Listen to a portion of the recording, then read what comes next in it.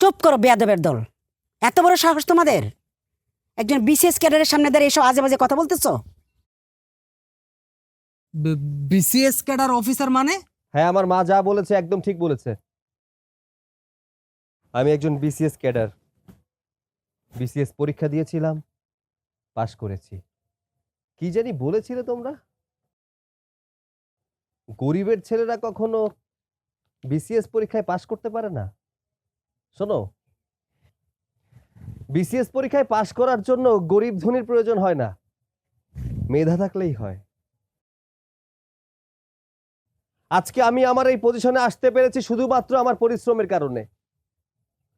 আর পাশের মেয়েটার কথা বলছো, ও কোনো বস্তির মেয়ে নয়, ও আমার হবু স্ত্রী। আপনার বিসিএস ক্যাডার ছেলে কই? কি রে রিফাত, এটা আমরা কি দেখছি? যার ছেলে নাকি কিছুদিন পর বিসিএস ক্যাডার হবে, তার মা রাস্তায় এভাবে বোতল কুড়াচ্ছে।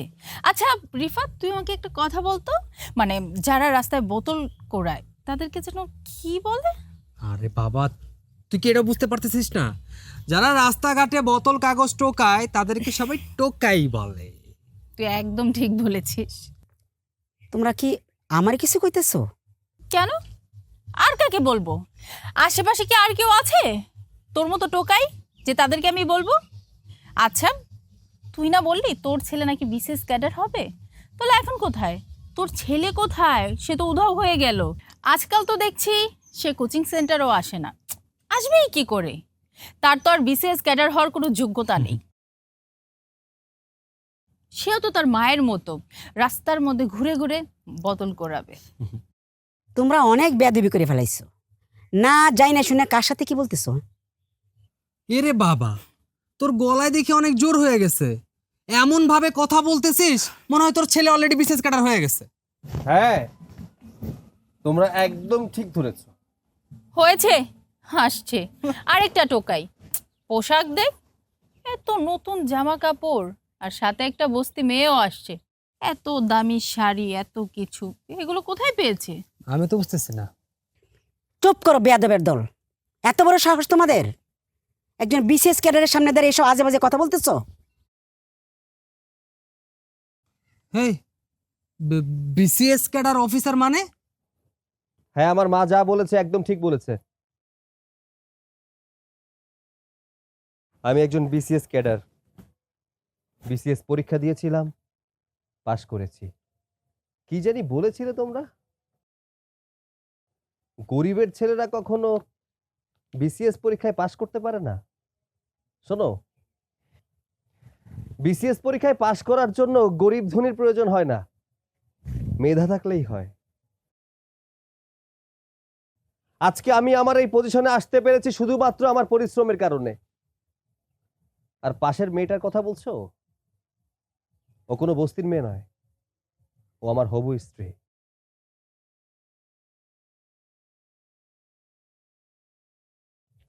একজন ম্যাজিস্ট্রেটের হবু স্ত্রীর সাথে এভাবে কথা বলার এখতিয়ার তোমাদের নেই।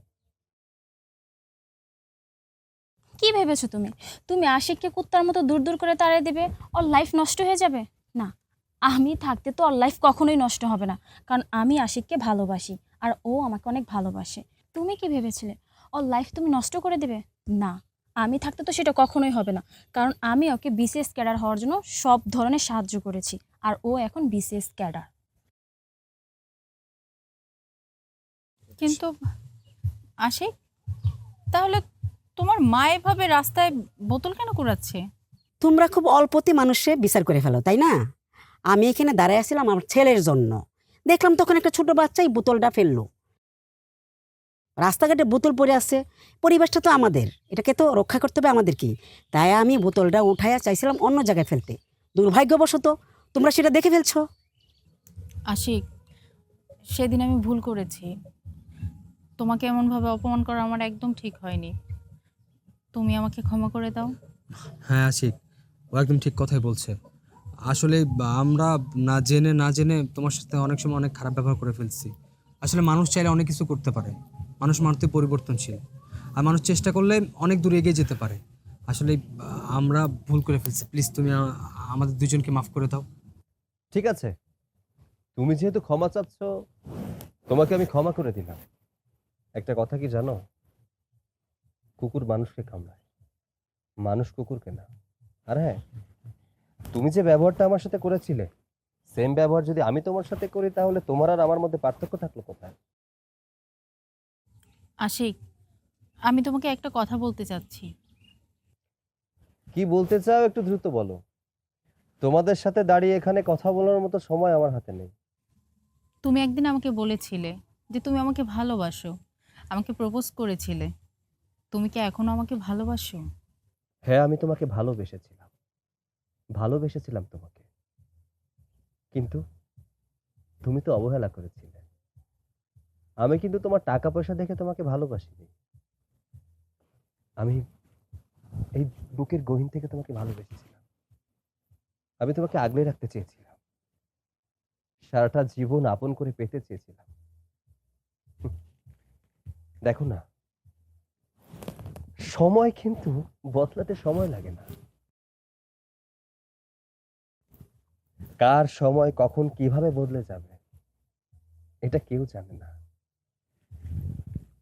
তুমি ভেবেছিলে আমি হয়তো কখনো কিছু করতে পারবো না, বিসিএস পরীক্ষায় পাশ করতে পারবো না, আমার জীবনের লক্ষ্য ঠিক থাকবে না, আমি ম্যাজিস্ট্রেট হতে পারবো না। কিন্তু দেখো, আজকে তোমার পজিশন কোথায় আর আমার পজিশন কোথায়। তাই কখনো কোনো মানুষকে উপরটা দেখে বিচার করতে হয় না,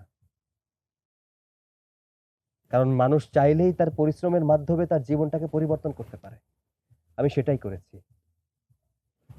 ভালোবাসে শুধুই তাকে ভালোবেসে ভালোবাসায় বেঁধেছে রাখে। তুমি যদি আমার ভালোবাসাটাকে একসেপ্ট করে নিতে, তাহলে দেখো আজকে আমাদের সংসারটা কত সুখের হতো। যাক, ভালোই হয়েছে। তুমি যদি আমাকে তখন রিজেক্ট না করে দিতে, তাহলে এই মানুষটাকে আমি পেতাম না। যাই হোক, এসব কথা বলে সময় নষ্ট করতে চাচ্ছি না। দোয়া করি ভালো থেকো। মা, চলো চলো।